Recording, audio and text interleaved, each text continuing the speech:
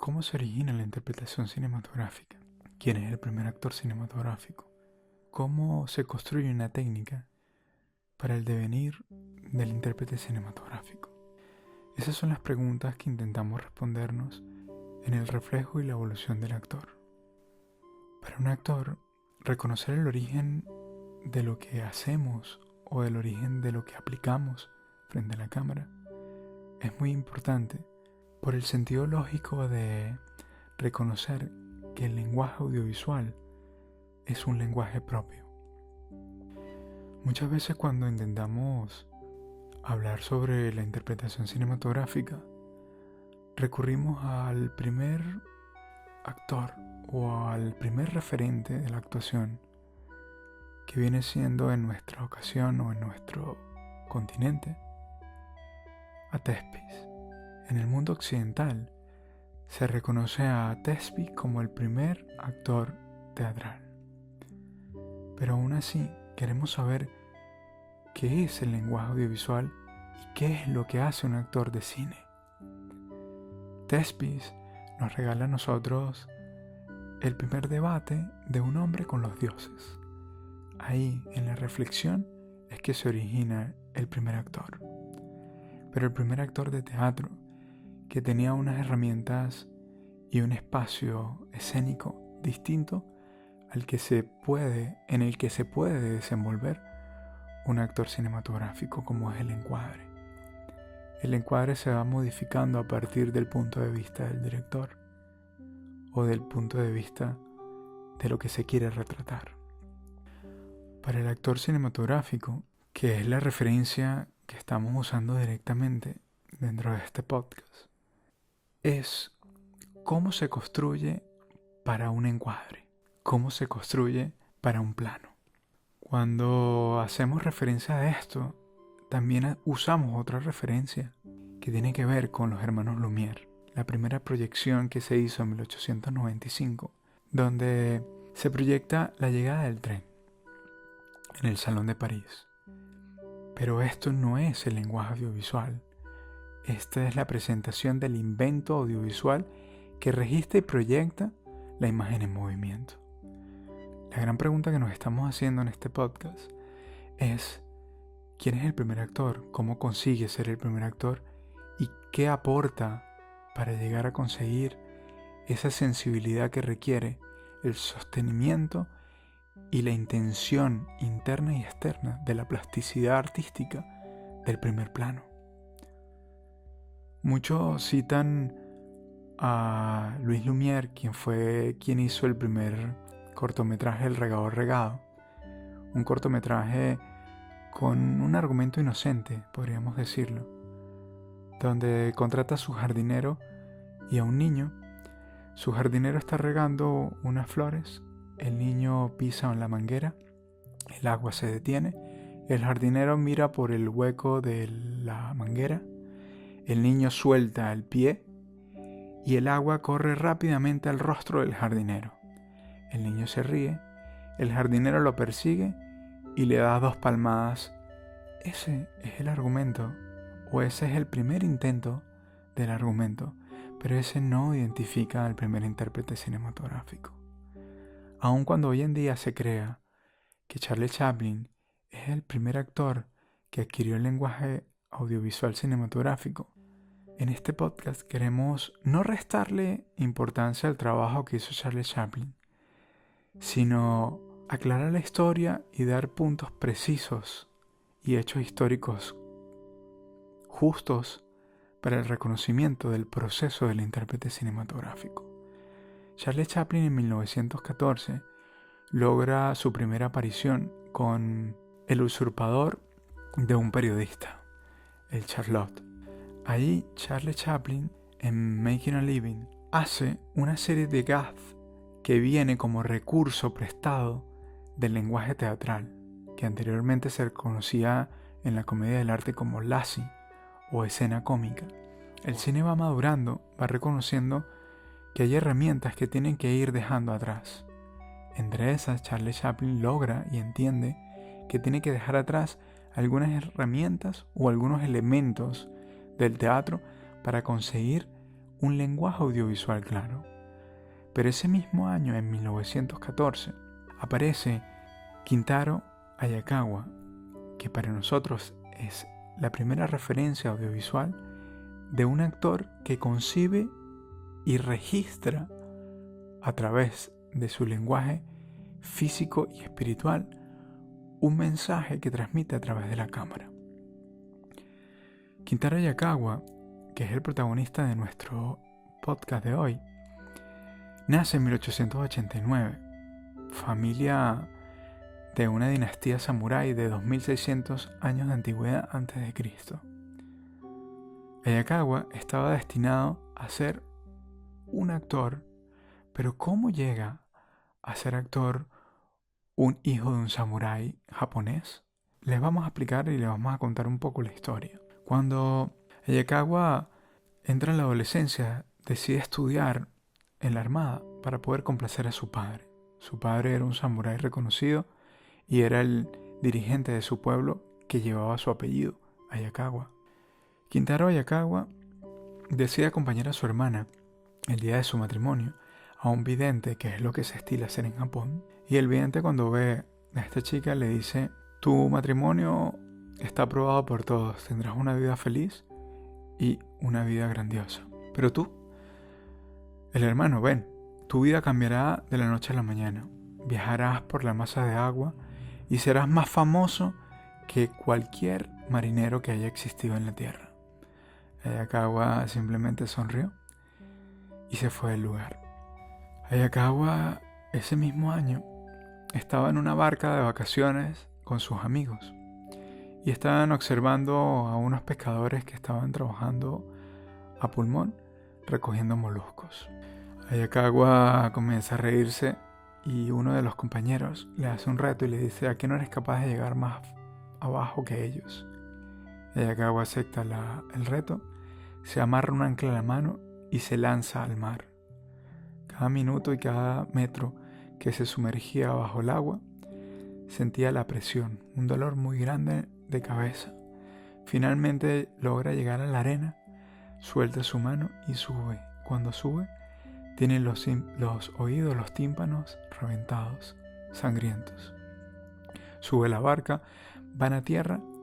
En el hospital lo revisan, le envían un tratamiento. Hayakawa lo suspende a la semana porque considera que ya ha conseguido de nuevo la audición. Cuando se presenta en la armada es despedido. Llega a su casa, su padre se siente deshonrado por la decisión estúpida que tomó su hijo y por la inmadurez. Ya sabemos lo que significa la pérdida de honor para un samurái. Hayakawa se dirige a su habitación, prepara todo y se aplica el harakiri. Su perro comienza a ladrar y a moverse por toda la casa. Sus padres llegan a la habitación y consiguen a Hayakawa ya desmayado. Lo llevan al hospital. Logran salvarlo. Hayakawa, en su libro El Zen me mostró el camino para la paz, la felicidad y la tranquilidad, nos retrata de que realmente quien lo salvó fue su perro. Y desde ese momento jamás ha estado un día sin un perro a su lado.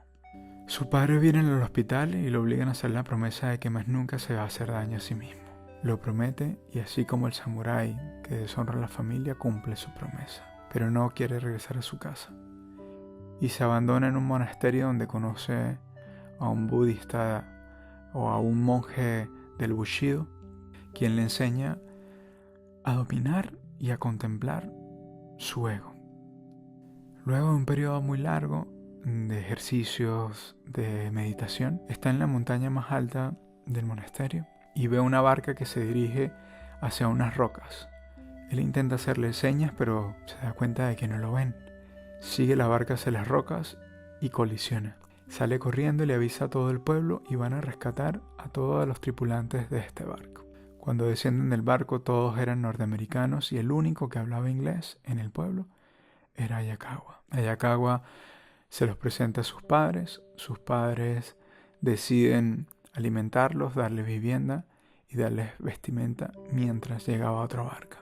Luego de una semana todos le dejaron su contacto, llegó la barca y se fueron de nuevo a Estados Unidos. Hayakawa en ese momento reconoce que se ha perdonado y su padre decide invitarlo de nuevo a la casa.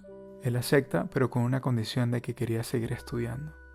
Hayakawa, aparte de haber estudiado en la armada, practicaba kendo, practicaba reiki y estaba entrenado con el entrenamiento profundo de un samurái. Latidos del corazón, respiración, control del cuerpo, equilibrio, biomecánica, como la llamamos hoy en día gracias a Meyerhold, quien también creó su técnica fundamentada en el mundo oriental. Hayakawa regresa a su casa y decide estudiar ciencias políticas. Su padre lo envía a Chicago. Comienza a estudiar ciencias políticas mientras en paralelo asistía a clases de teatro con un grupo japonés. Logran montar un par de obras de teatro importantes, recibiendo elogios, pero en la cultura japonesa que hacía vida en Nueva York. Por pasión y por ambición, decide que quiere montar una obra de teatro en inglés, por japoneses, e irrumpe en la habitación de su director. Y su director estaba llorando en ese momento. Hayakawa le pregunta por qué está llorando, y él le contesta que acaba de terminar el libro Namiko por Roka Tokutomi. Este escritor es catalogado como un Tolstoy en Japón, una historia realista que conmueve a cualquier ser humano.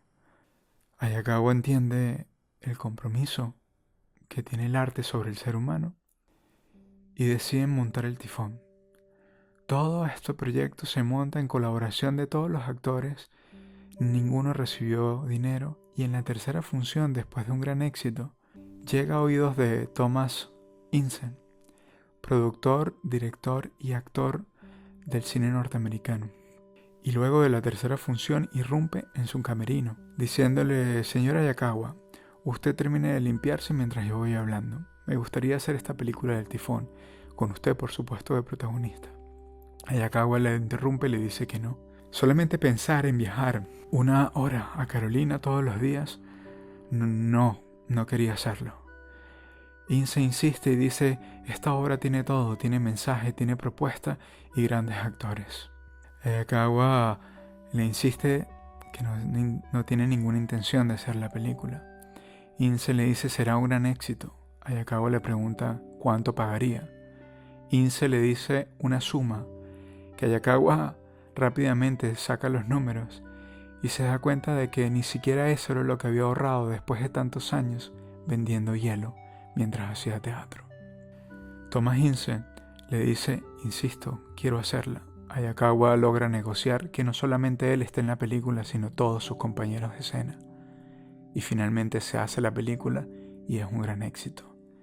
Thomas Ince dice: tiene el poderío en su rostro y tiene la capacidad de evocar el espíritu del héroe, así como lo dice el teatro no.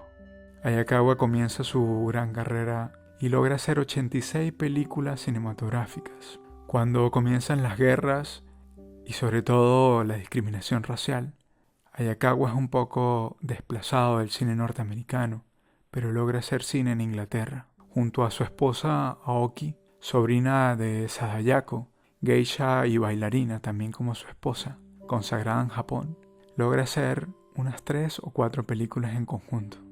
Viaja a Inglaterra, viaja de nuevo a Japón y regresa a Estados Unidos, y Estados Unidos logra desarrollar la plataforma para poder incluir la banda magnética del sonido en la imagen. Hayakawa regresa y por este efecto racial que lamentablemente el mundo aún conserva, es desplazado por su marcado acento de inglés con acento japonés. Y monta su propia productora, logrando hacer más de 100 películas. Hayakawa aporta al mundo japonés la traducción de Otelo, que hoy se considera patrimonio de su país. También Hayakawa logra ser más que una estrella de cine. Logra crear un lenguaje audiovisual preciso para la planimetría y sobre todo para sostener y contener un primer plano con verosimilitud. Por eso consideramos que Hayakawa es el primer actor cinematográfico, el primer actor que logra conocer y concebir el lenguaje audiovisual cinematográfico. Hayakawa aprende la lengua de signos en su infancia con un compañero, como lo retrata en su libro. Hayakawa regresa a su país luego de la muerte de su esposa Aoki, esta maravillosa geisha y actriz bailarina, quien lo acompaña en algunos audiovisuales, para decidir ser monje y en paralelo enseñar el arte dramático cinematográfico en su país. Este podcast es una reflexión sobre el origen del primer actor cinematográfico y también el reflejo y la evolución del actor. Muchísimas gracias por su tiempo y buen arte para todos.